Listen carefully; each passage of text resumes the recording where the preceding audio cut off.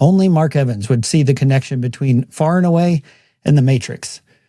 But Joseph and Neo are men who don't fit in. They push towards something that everyone says is beyond their reach. Even though the land is free, it costs Joseph everything.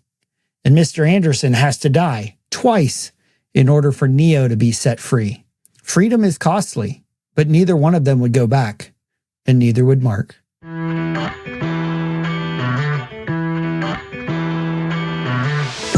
The movies and stories we love are gateways to see ourselves and God in new ways. Every great story borrows its power from a larger story, the story that's written on our hearts and woven into the fabric of our very being.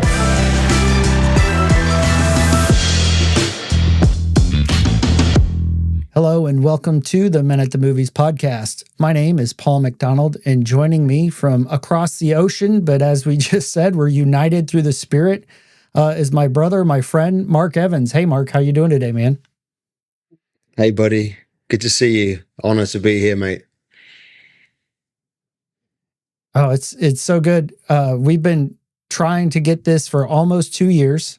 We've been circling each other, and sort of the unexpected gift, I think, of that is we've actually sort of been engaged a little bit in each other's lives, praying for each other, sharing some things that have been going on.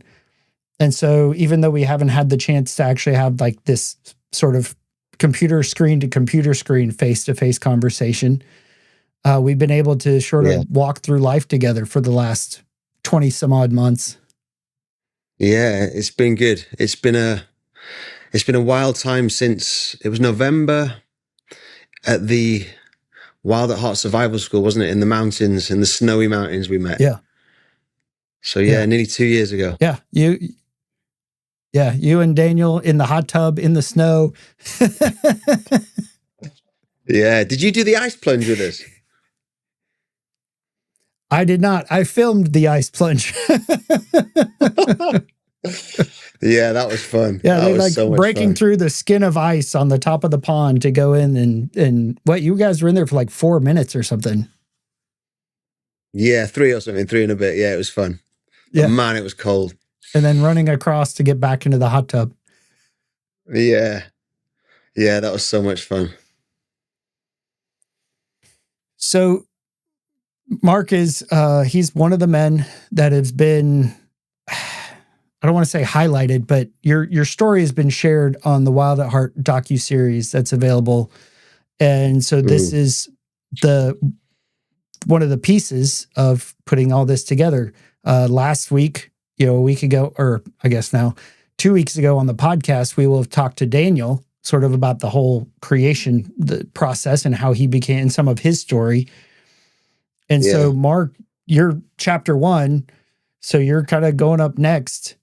And so to touch on that before we start getting into the movies that you wanted to talk about, what was that like when they approached you and said, "Hey, we're doing this docuseries and we want you to be one of the guys that we focus on"?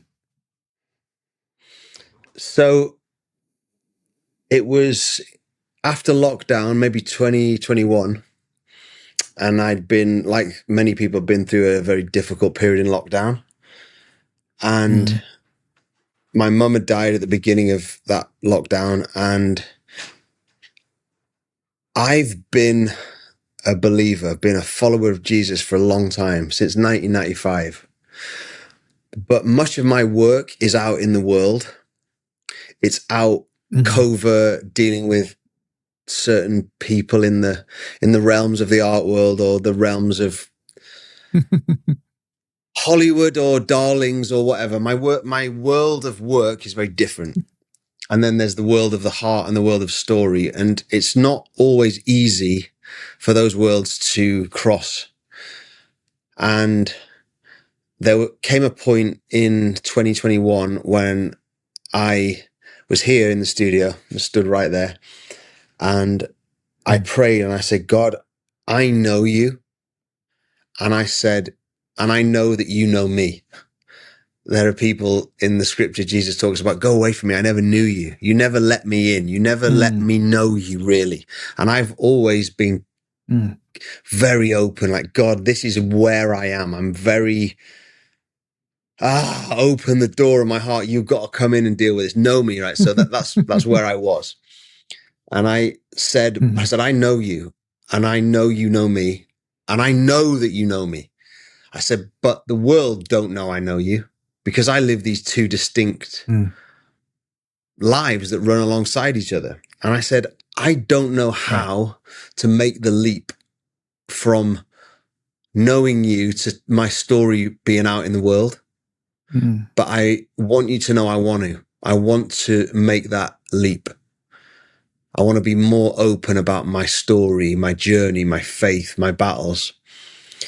And then it was about a week later, I get a message from John Eldredge, and he says, hey, buddy, I need to talk to you. And I was like, oh, okay. Because, we were kind of talking around things and different projects. And he kind of pitched the idea, and he said, oh, we're doing these kind of Netflix level Wild at Heart films. And I was like, yes, this is brilliant, brilliant, brilliant. He said, yeah. And we feel that you're meant to be in it. I was like, what? Oh, man, I wrestled with it. Dude, I wrestle with it a lot because, as we've spoken about before this, about the Joseph Campbell, the hero's journey, there's the call, but there's the refusal of the call. And I said to John, look, I said, I don't know if I can do it. I don't know if I can do this. And I said to him, mate, I am not a perfect man. I can't be a Wild at Heart poster boy. I can't do it. And he laughed and he went, we don't want you to be. We just want you to be you. Like, be authentic. I was like, okay. So it took a while for me to come to the place where I could actually believe that I'm not too much of a lunatic to actually do it, you know? That's awesome. And so then this is just me being a little curious of the process. So they come out and like hang out with you for what, like a week or something, and just follow you around? No, how did that work? Well, they did eventually, but it was a lot more before that. So John, when he had my yes, he said, look, you just need to pray about it. And I had to wrestle with it. And I said yes. And then he said, right, the next step is you, John Eldredge, me, and he said, I want to introduce you to a guy called Daniel. And the three of us then got on a podcast, a Zoom, and we were talking story, life, battles, journey, art, creativity. And then we sparked, and then John stepped back, and then Daniel and I and his producer, Marshall, would then just get on, and we would Zoom every couple of weeks. And they were just trying to say, tell me your story. I just had to talk. Like, what was boyhood like? What was art school like? What was marriage like? What was this like? Why that? And Daniel was just, the whole thing was recorded. It went on for hours, and they were trying to tease out my story. And Daniel wasn't even going to come over here with the film crew until he had a clear narrative line of, this is the through line of Mark's story. We know what we're coming to film. And then at that point, they sketched that out. The producers knew what they had to do. They said, we have to film this, film there, film Mob, film the studio, film Wales. And then they came out here for 10 days and followed me around with the camera. And yeah, I took 10 days of filming to make that 50 minutes and months and months of editing, man. Yeah. Well, and that's, I mean, that, you think about that 10 days of filming, more hours of the interviews, and we see, like you said, 50 minutes of it on the YouTube channel. There's loads of it, absolutely loads of it. And you just wonder all the stuff that hit the floor, right? Yeah. I think they're going to cut a shorter version. Yeah, go ahead. I think they're going to cut a shorter version of it. I think they're going to do a short form as well as the long form. So let's see what happens with that. Yeah. So we definitely, one of the reasons I'm doing this is to promote the docuseries. So go check that out on the Wild at Heart YouTube channel.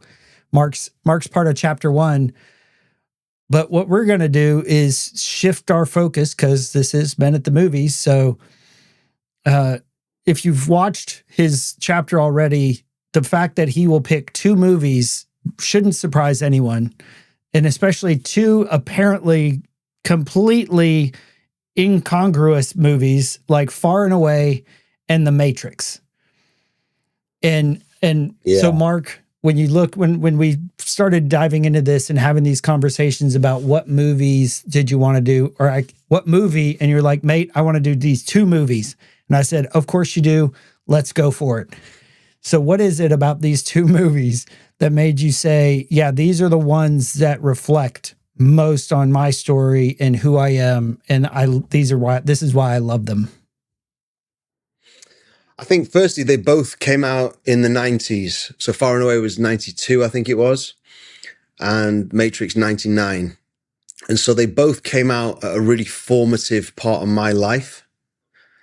And I was in my 20s and wrestling with identity, wrestling with who am I, battling those huge, hard, turbulent questions of what's the point? Where do I fit? I'm a black sheep. I don't belong anywhere. And I think The Matrix, obviously probably more famous than Far and Away, even though Far and Away has Tom Cruise and Nicole Kidman starring. It's one of those little hidden gem movies. Not everyone's seen it. So I hope this podcast allows people to go and watch that old movie. But I think both stories, Far and Away and The Matrix, are both so different. One is set in a dystopian future, in many ways a cyberpunk kind of movie. Yeah. And another, Far and Away, a period drama. But both movies made in the 90s when I was in my 20s. And both movies came at a very significant point in my life where I felt like Joseph. I felt like Neo, a man trapped in a world that I didn't understand.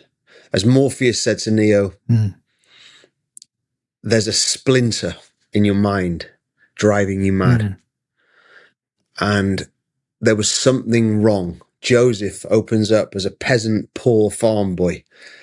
And that's so much of my story. Growing up in Wales, as an artist, not knowing I was an artist, trapped in a rural, very uncreative, beautiful part of the world, but not a creative place. And I just felt like a fish out of water.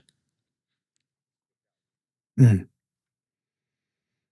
you've used the term black sheep before.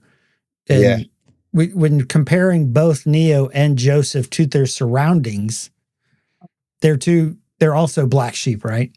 Neo is the hacker by night. Yeah. Right. Cubicle worker during the day. Joseph's got ambitions, right? He's doing more work because he has dreams. He has ideas that don't fit in the world in which he finds himself. Yeah. And Joseph clearly had a lot of opposition. As the youngest brother, his two older brothers beat on him, wail on him. I mean, he can hold his own, but there's that mockery of him. He's got his donkey.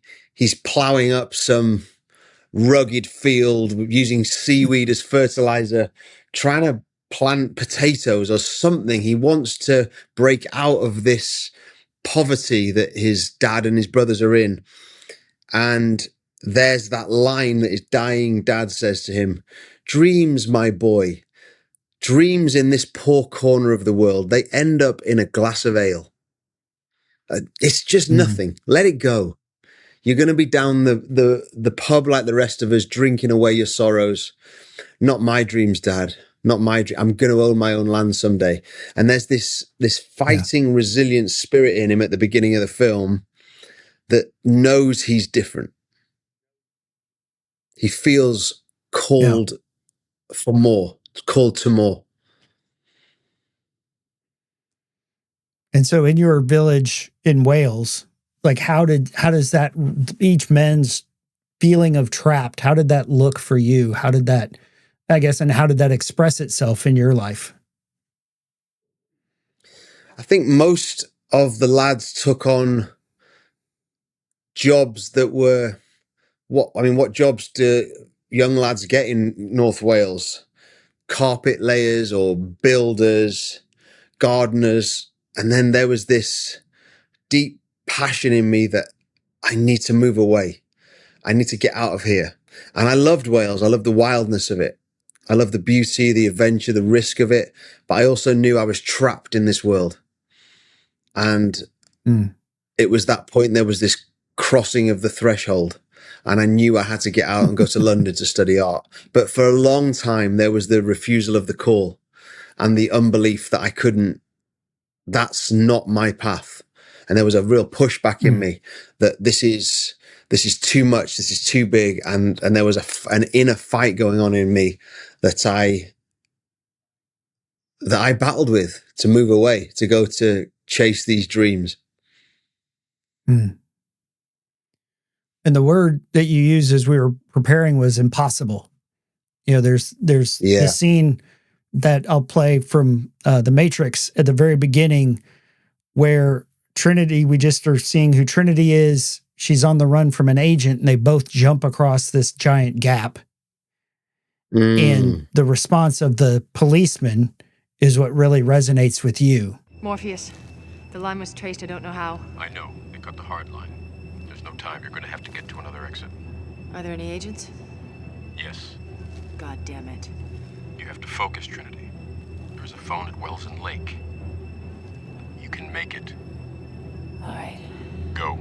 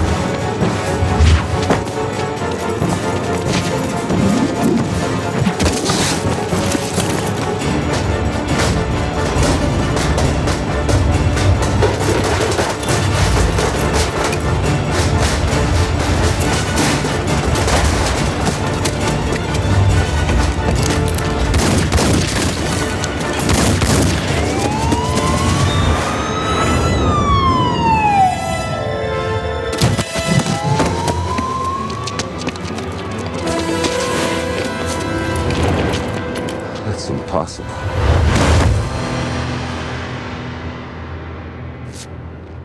We're in a cinematic world where abnormal things happen, but yet it's the everyday man, the copper, who sees it happen and says, that's impossible. And it roots the film. It lands the film. So right from the very outset, we know as an audience, this doesn't make sense. How are they doing this? How are they? Because we can watch movies. We can watch the explosions and the Avengers and all of this, these Asian kung fu films where they just float through the air, clearly on wires and whatever. But when this happens in The Matrix and that policeman says, that's impossible, we know as an audience, we're in the safe hands of writers who are telling a story rooted in the real world. And it's that line from the policeman, it's impossible. And I think all stories where a dreamer has to fight for something, because the same with Joseph in Far and Away, there is that pushback, that mockery, that you are dreaming above your station. You're just a poor kid. Get back in your place. And Joseph is ushered out of his village. I mean, the terrible thing happens. They burn his father's house. His father dies, and then they burn his father's house. The enemy, the arch enemy in the film, burns his dad's house. And it's talk about burning the bridges or burning the boats. The house of his fathers is burned. He can't go back. There's no turning back. He doesn't have a home to go to. And so he gets launched into this quest. And he's constantly out of his depth. And that's where it's revenge that sets Joseph on his initial quest. He's going out to kill the man who burnt his father's house, Captain Moonlight. And they all mock him. They all mock him, and the old Yeah. Dancy Duff gives him an old gun that's been rusting for years. And yet what sends Joseph out of the village is this desire for revenge.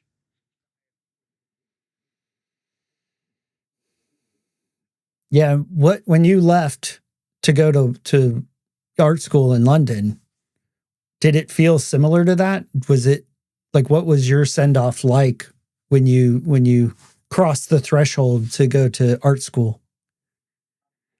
Well, I didn't go on a donkey, but I felt it was very, in many ways, humbling, because I came to London knowing no one, broke up with my girlfriend, came to a city. I was completely out of my depth. I was told when I arrived, figurative art is dead. You've missed your moment. And I had too much pride and stubbornness to go back to Wales, to the house of my fathers, because I had to make it work in London. I had to somehow find a way. And so, very much like when Joseph crosses the Atlantic and leaves Ireland and ends up in Boston, he's in a whole new world, and he's a scrapper just trying to make ends meet. And I very much resonate with the beginning of both Far and Away and The Matrix, because there is a man confused, trapped in a world he doesn't belong in, and an identity he doesn't yet know. Well, and even again, going back to that sense of impossibility, like for as they even talk about in The Matrix, they don't normally break people out of the Matrix as old as Neo is, because their brains are too inelastic. They can't wrap their minds around the impossible. Yeah. And the same thing, like Joseph says, they're not giving land away. That's like, your dreams are impossible. We're just going to go over there and make life work. So what was, when you were in London, refusing to go back to Wales, what did that time look like for you, where you're facing this impossible thing of becoming an artist, with the reaction and response, and in many ways rejection, that your art isn't wanted here? It was a wrestle, because I felt like an old soul in a London of exploding conceptual art. There was art that was just mind-bending, and yet it was not in any way near to my style. I felt as if I'd landed on another planet, and all I could do in those years, and I'd just come to faith, so my entire worldview had been turned upended, and I was trying to make sense of, what is this God story? What is this inner life I've just cracked open within myself, and had kind of this light pouring in? What is this? And so all of this was going on, and I had to find a way to stay in London and find a way to work. I was a gun for hire in many ways. I was just trying to find a way. How can I paint, or how can I create and get paid for it and stay here? So I had enough. I was blagging my rent. I managed to get free rent in London, which was just unheard of. I had 2 years of free rent. Wow. It was crazy. And I just did anything I could to stay. Yeah. I had this thought, like, when you were in Wales, you felt like you didn't belong there. And then you get to London and you feel like you don't belong there. As you mentioned, there's all this new contemporary abstract stuff that wasn't what you felt called to create. Well, it wasn't that I didn't feel I belonged in London.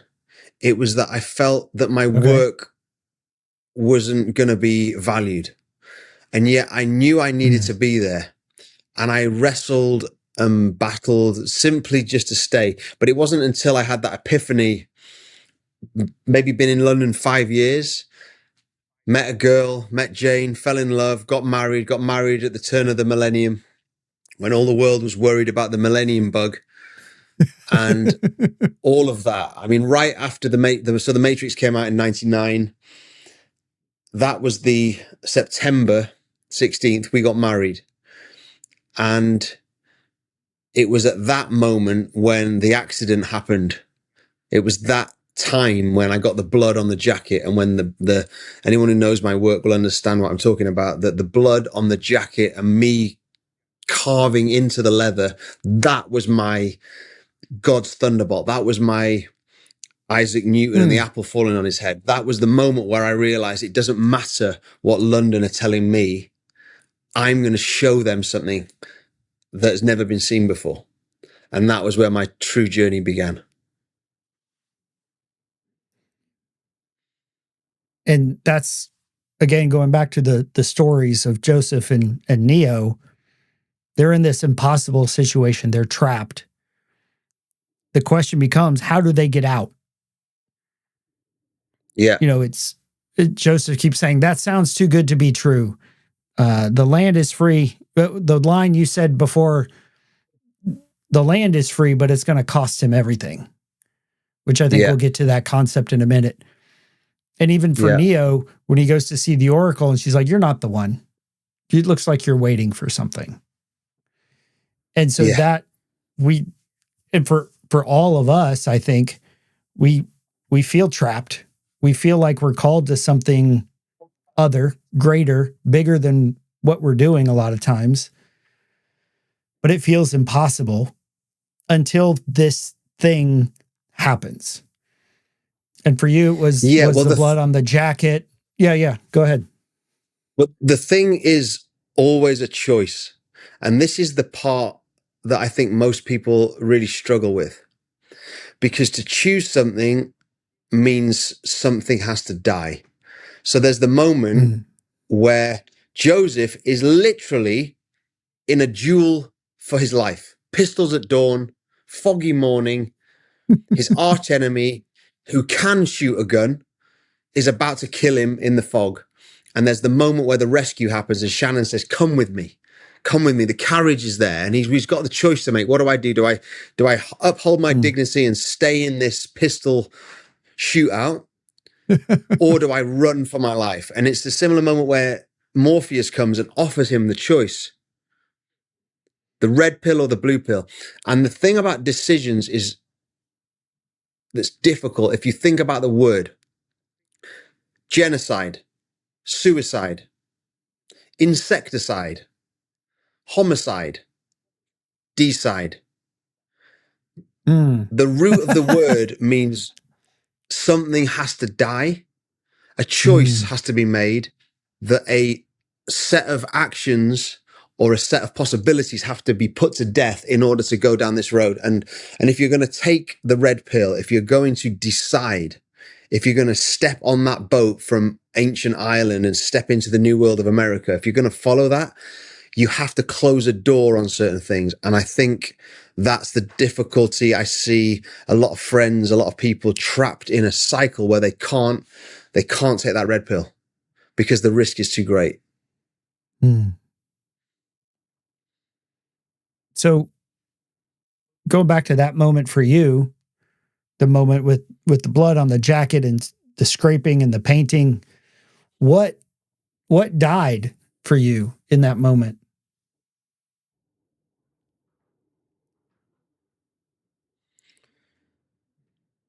Wow. I think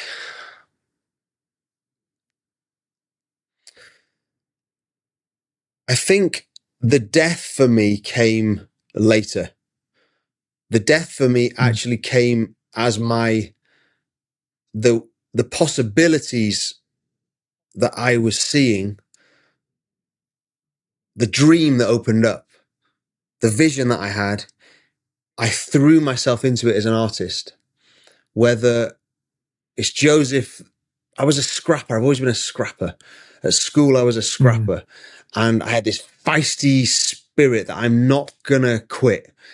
And we work in 20-hour days, some days with 4 hours sleep and just trying to make work for these wildly famous people on hardly any sleep.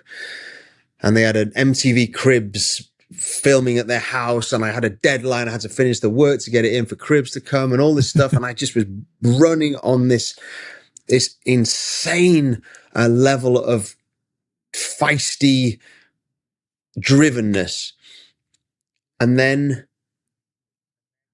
there are these moments where, like with Joseph in the fighting, and when he has to fight the Irish guy, the Irish prize fighter, there's a moment where he's knocked out. He can't win. He's trying to keep an eye on Shannon. He's trying to look after Shannon because she's being essentially sexually assaulted by Mr. Burke in the boxing club. So he's trying to fight him, look after her, and then he's back in the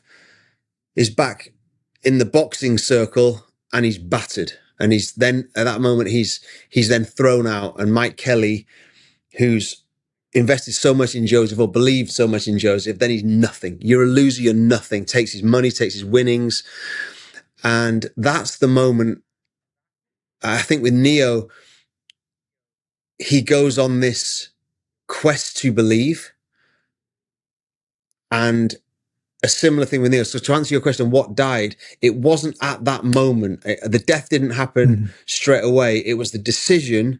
And then I guess what did end was, as I took that red pill, I decided I'm never going to paint again. I'm not going to do the normal artworks, oil on canvas or sculpture or photography anymore. All of that has to die so that this new thing can open up. And then when that new thing opened up, then it just became this world of battle. And as Joseph had his father's house burned to the ground, there's a line that Neo's taken the red pill and he wakes up on the Nebuchadnezzar and he says to Morpheus, I can't go back, can I? And Morpheus says, no. But if you could, would you really want to? And so there were a series of deaths. There's always a series of deaths. Yeah, I love how you framed decide as something has to die. My boys throw this back in my face, especially because I've told them for a long time, if you say yes to something, you're saying no to everything else. And so they're like, I chose this, or I didn't choose this because I don't want to choose that because that means I'm locked in and I'm not willing to like have everything else die for that yes. So I love how you made that connection. So moving ahead, because the key themes to these movies that really resonated for you was that theme of a man trapped, an impossible thing to get out. And then, but they do get out. And once they do, they die. Right? Neo's Once beginning to believe, out, and the agents take him out. Yeah. Once they're out, it's harder than they ever imagined. It costs, as we said earlier, the poster that Shannon holds up. Look, boy, it says land. Oh, you can't read. Oh, it says, look, free land in Oklahoma. Free land. Yeah, they're giving it away. And there's the idea that this is going to come easy. And it costs him everything. And it's that sense of, someone once said to me, if you have $1 billion dream, don't expect a 50p size problem. And that's the reality. You start to chase this impossible dream, you end up fighting Hydra-headed demons. It's incredibly difficult. And so it cost Joseph everything and it cost Neo everything. And I think that's why these films resonate with me so much. And so each of these movies has a resurrection theme or scene. Neo dies at the hands of the agent. Joseph dies after getting sort of run over by Stephen. Hits his head. They die. Like no heartbeat, no moving, no nothing. But then in each one of these films, It's the voice of the beloved that calls to them. I feel myself dying. No, you stay looking at my eyes. Look at my eyes, Joseph. Shannon. No, you're not dying. Look, you've got your land. All the land in the world means nothing to me without you. Joseph, shh. I tried to prove myself to you, but I know nothing of books, alphabets, or sun, or moon, or... All I know is Joseph loves Shannon.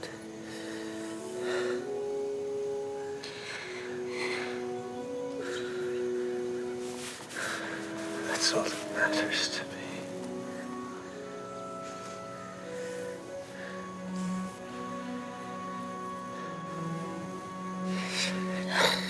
Joseph.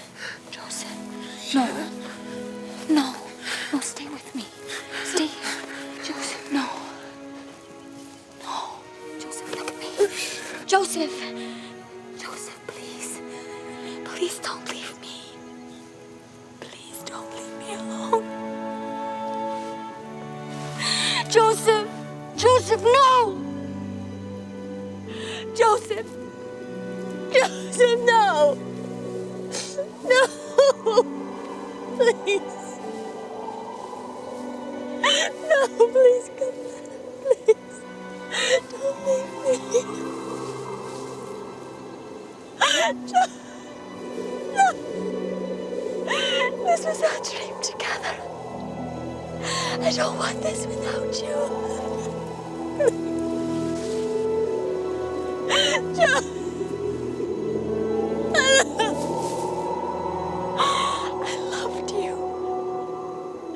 I loved you from the first time I saw you.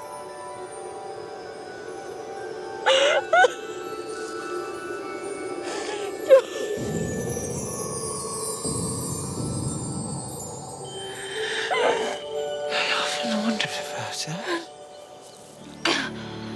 Oh, Joseph, you died. You died.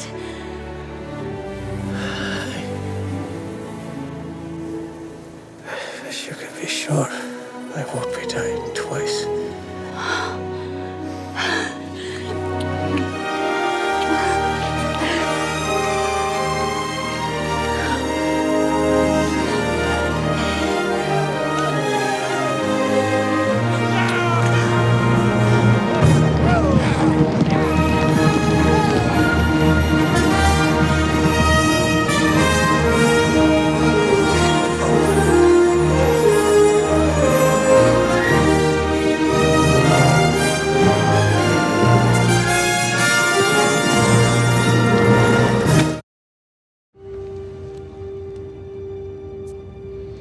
He's gone.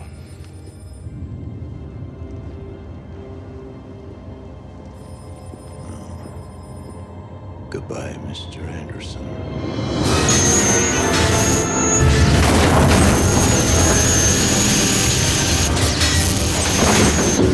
Neo, I'm not afraid anymore. The Oracle told me that I would fall in love and that the man that I loved would be the one. So you see, you can't be dead. You can't be. Because I love you. You hear me? I love you.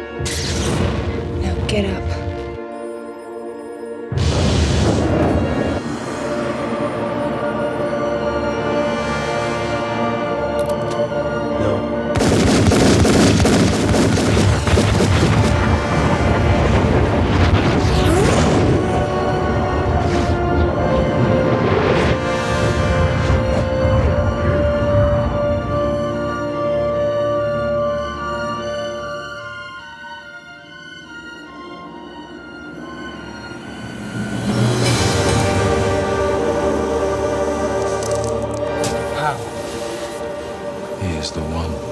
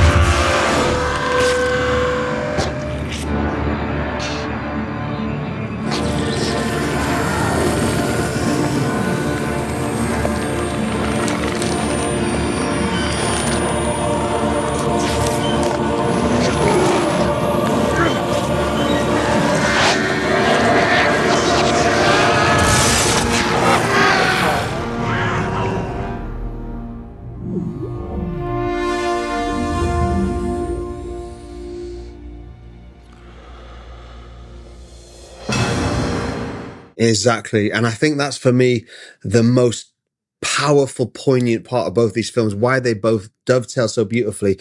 The insane journey that Neo goes on, the insane journey that Joseph goes on, but they both come to this point where it costs them everything, literally their life. Their life was laid down. Joseph fighting his arch enemy, the man who burned down his father's house, the guy who's abused him throughout the whole film, the guy who's trying to steal the love of his life from him. And they fight, and his horse falls on him, and Joseph cracks his head on a rock, splits his head, there's blood on the rock, and he's dying. And Shannon, the stubborn, beautiful Shannon that will not ever let on throughout the whole film, she won't tell him how she feels about him. She's too proud, too stubborn, too elevated in her social status above this poor boy.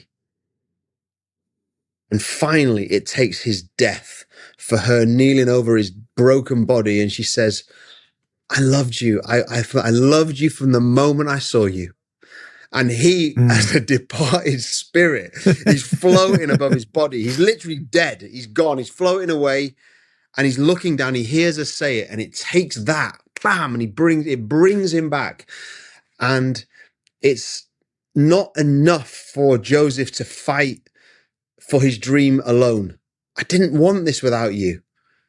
And suddenly it's about her calling out to him.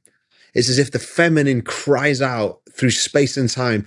And the same with Neo. Neo, the entire film is building up to his death. The Oracle says to him in the kitchen, you're waiting for something. And he says, what? She's, I don't know, your next life, maybe. And the whole film is about him beginning to believe, where if you face an agent, you run. And there's that moment in the subway where the agents are just destroying everyone left, right, and center. And Neo has that moment where he has another choice. He's facing the stairs up out of the subway, and he stands and he turns. And Trinity says, what's he doing? Why is he facing the problem? And Morpheus goes, he's beginning to believe. And that is so powerful. It's so powerful because Neo starts to understand, the only way I can face this is to face it head on. And that courageous heart turns toward to face this demon agent.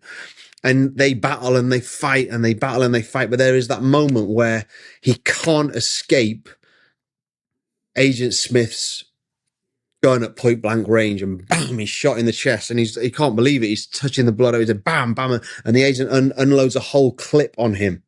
And to the moment where Neo is dead in the corridor, he's dead. And then his body is convulsing on the Nebuchadnezzar on the ship, and Trinity, just like Shannon, leans over his body and says to him, I'm not afraid anymore. And all hell's breaking loose on the ship. The squiddies are destroying the ship. Morpheus is freaking out. Everyone's freaking out. It's over. It's done. Neo is literally flatlined. His heart is flatlined. He's been shot at point blank range in the chest. A whole clip unloaded on him. He's dead. And she, Trinity, calls to him and says, the oracle told me that I would fall in love. Man, it's so powerful, this stuff. It's so powerful. I would fall in love. And then the man I loved would be the one. So you can't be dead. Now get up. And it's a nut. Right. Like Joseph, Neo's back because suddenly now he has a reason.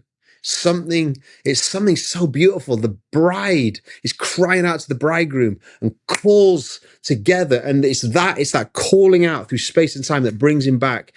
And he's back. And suddenly he doesn't even need to fight the agents anymore. He's just his hand behind his back. And it's because in that death, in that final death and that resurrection, he realizes,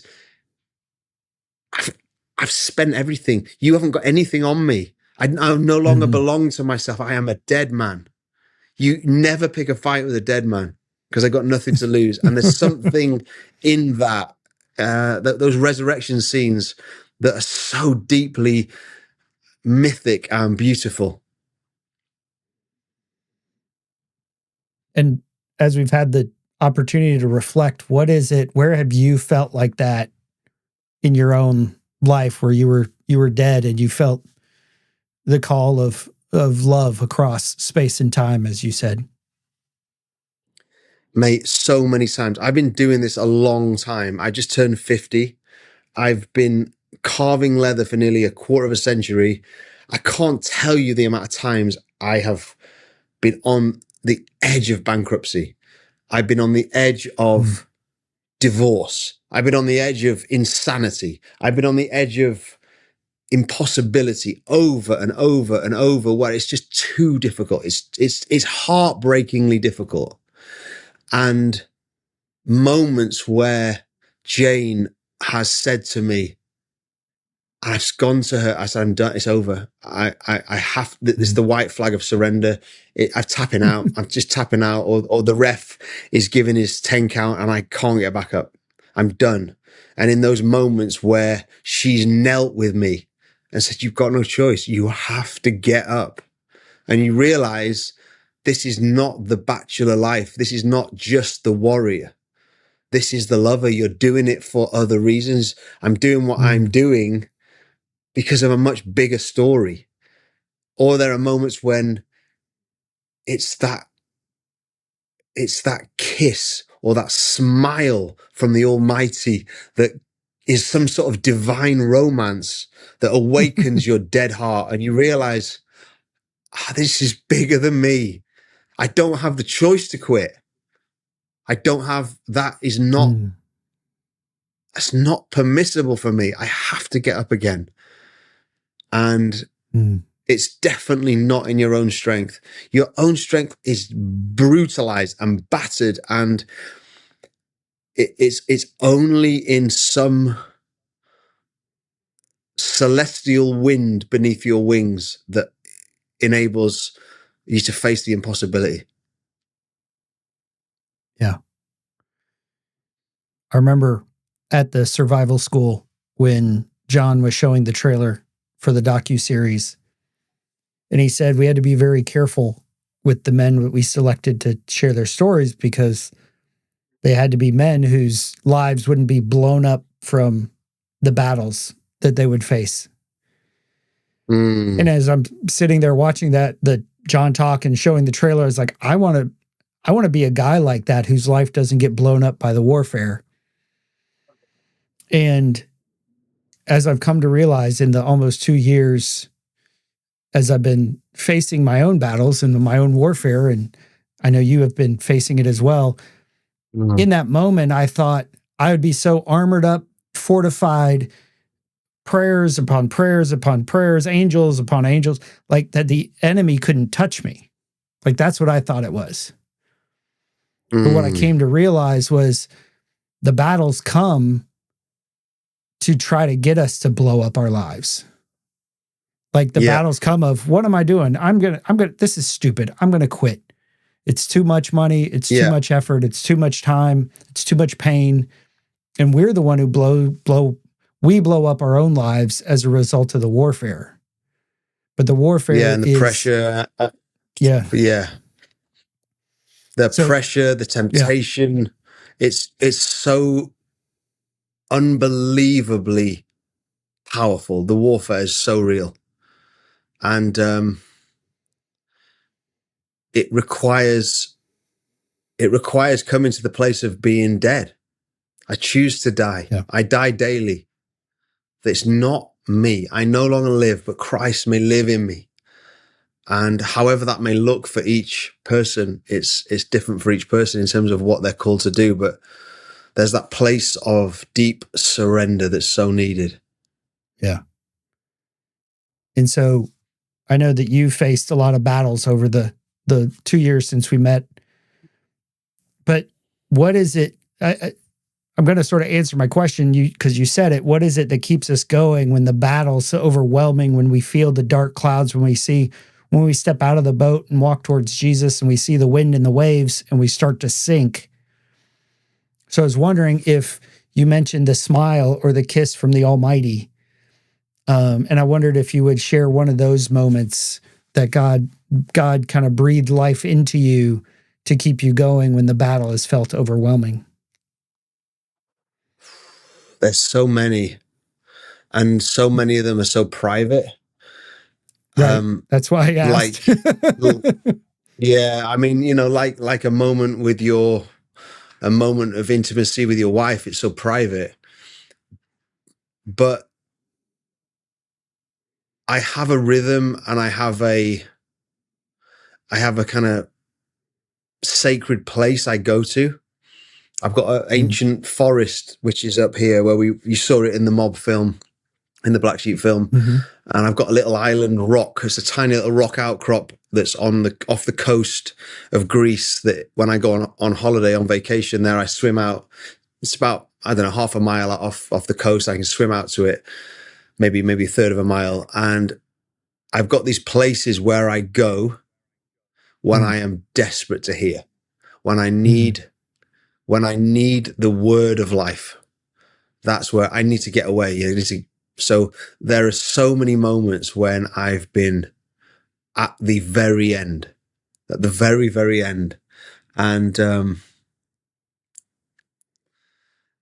I said to God a while ago, I mean, one of them I could probably tell you, it was quite funny the way Jesus spoke to me. I was in a long time ago, I was in a prayer kind of prophetic meeting thing at someone's house. And I felt like the black sheep, and people were going around the room trying to speak about how they felt, where they were in situation to God. And some of the people were saying, oh, I feel like I'm at the throne, or I feel like I'm sat on God's knee. I feel like I'm in this sort of, and I just thought, the only vision I had was, it came to me as I'm in that meeting, it came to me, I've got a problem with, as we're talking about movies, I've got a problem with movies where a character has a fight, and then in the very next scene, there's not a mark on him. And I loved the Casino Royale, the first Bond movie with Daniel Craig, because he has a proper fight, and then he cuts to the scene, and he's in the hotel room, and he's got scars on his chest, and he's just got his towel on. He looks like a badass. And in this prayer meeting, when they said, "Where are you?" I envisioned myself, I'm just stood there like scarred. I'm thinking, I can't even tell you where I'm at, because I am in such a traumatic place that I'm not sure I'll be able to ruin the spirit of the meeting if I tell you really where I'm at. And it was, I don't know when you guys have to pay your IRS, when you have to pay your taxes if you run a company, but here in the UK with a limited company, or when tax return time comes, it's January. It's the worst freaking time of year to demand taxes. We've just had Christmas, which costs a fortune. And then January's bleak. It's so dark. There's so many depressive, suicidal people in January. And then bam, you get hit with taxes. So I'm in January, and I do not have, I've been through a Christmas where I had to pay all my team, Christmas bonuses, then all my kids, and I didn't have enough. I was done at the end of the new year and and it's now end of January, and I've now got to pay the wages, and I am in a really, really difficult spot. And I said to God, to go back to that Daniel Craig thing, I said to God, I want you to talk to me how you want to talk to me. Don't sugarcoat anything with me. Talk to me however you want. Because I notice in the Gospels, Jesus is very loving, but he's very straight. I said, just talk to me straight, however you want. And I'm in this moment. I don't have the money to pay the staff. It's end of January. I don't have enough to pay my taxes. And I am in a really dark spot, crying out. I mean, crying. I remember it was like 5, 6 in the morning. I'm feeding the dog, and I'm wailing, and I'm ranting at God. And I said to him, I was like, I don't have enough to pay the team. I don't have enough to pay I'm furious. I'm feeding the dog. And I said, I've just got a few fucking fish and a bit of bread. And I'm excusing my language, but I'm furious. And I'm like, it's all I've got. I've got scraps. And then clear as anything, I hear him reply. I'm like, I've just got a few scraps. I hear him growl. I hear it like almost audibly. He says, you have me. And you know that moment when Gandalf says, Bilbo Baggins. Jesus, I'm moaning that I don't have anything. And he says, you have me. And I was suddenly like, oh my gosh, I forgot. And I mean, I have 1,000 moments like this where I'm at the very end, and just a moment where you hear him and you go, oh, I forgot that. And it just recalibrates everything, and it gives you enough. I mean, that's a very simple story, but some of them are too intimate to tell, but it's usually, I have it here on my studio wall. I don't know if you can see it. Let me walk you over. Hang on.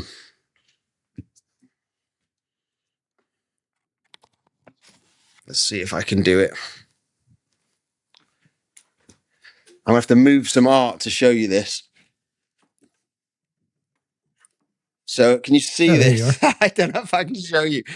Wait, there's art hiding it. Wait a second. So there's a Clint Eastwood there on the wall.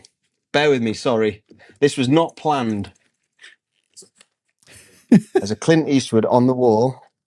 Oh, don't want to lose this artwork. Sorry, I really need help here doing this, but there you go. I did it. We saw it. I keep that on my wall. I keep that right there on my wall. Because that gnarly, gritty, gruff Clint Eastwood voice is exactly how God spoke to me when I needed it. I've got really beautiful, intimate moments. I've got really tender moments. But when you decide to step out of the boat and become, as we said, there are 12 disciples in the boat, all terrified. And when one says, can I come out? Let me choose to come out into the dangerous spot. That is 1 in 12 is 8.3 recurring percent. If you decide that you're going to be that guy, you are constantly out of your depth, constantly in terror, and constantly in need of, in a place where God's got to come through for you. There's got to be rescue. And so it's incredibly exhilarating, but also it is not for the faint of heart. Yeah. Yeah, that was incredible. And yeah, we had talked about that coming out of the boat, and that 8.3% is recurring, 8.3 recurring. But that's what we're called to, I think, is come out, come to me. Will you come? Yeah. Will you risk everything? Like you said, the land was free, technically, but it cost them everything. Following Jesus, grace is free, but it's going to cost us everything. Yeah. But would you ever go back? Would you would you ask to get put back in the Matrix? I wrote this line down. Where is it? It's in my journal. I'm reading it here. 1 second. Trinity's in the back of the car and she says to him, she says, "Please, Neo, you have to trust me." And he says, "Why?" And she says, "Because you've been down that road. You know exactly where it leads. And I know that's not where you want to be." Oh, what choice have I got? So do you also want to leave? Where are we going to go? You've got the words of eternal life. Where else am I going to go?